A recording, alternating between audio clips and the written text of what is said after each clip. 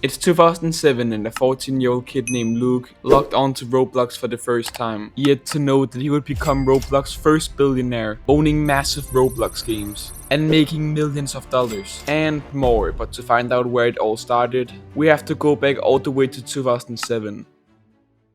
Luke was only 14 at the time, already dreaming big, where he stumbled across a Roblox ad titled "If you can imagine it, you can build it."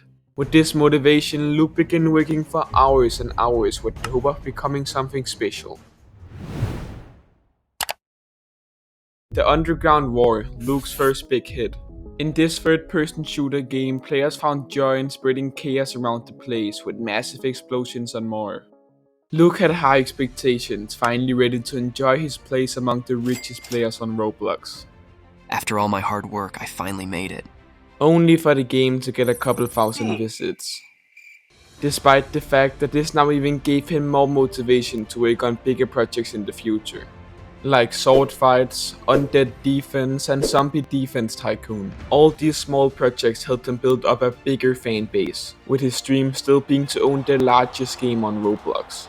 But to make this dream possible, Luke worked extremely hard to release his biggest project yet. Welcome to Natural Disaster Survival. You see, Luke didn't want to make a fancy detailed game, but wanted to make it simple and replayable, meaning that you could play it over and over again without getting bored. The idea of the game was to last as long as possible on this island without getting eliminated by random spawning disasters. The player count started growing with more and more players trying out the game, and it seemed like Luke finally made it. But to his surprise, the game died out pretty fast. Maybe his dream of owning the largest game on Roblox wasn't for him. You see, Luke's goal wasn't only to own the biggest game on Roblox, but also become the richest player in history. And to make this dream possible, he had to spend all of his Robux on a hat, which might seem stupid but actually made his career.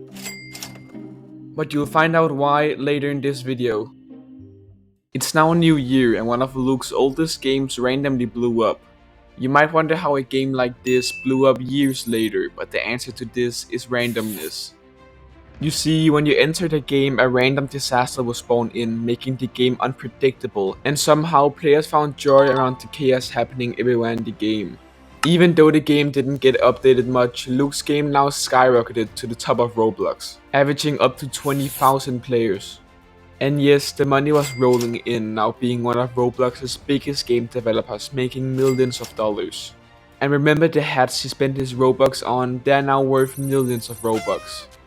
You see, back then they were only worth a couple thousand Robux, but over time they became worth more and more.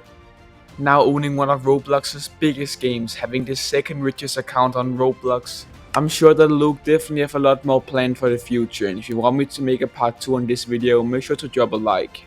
But enough of me talking, this was the story of Roblox's first billionaire.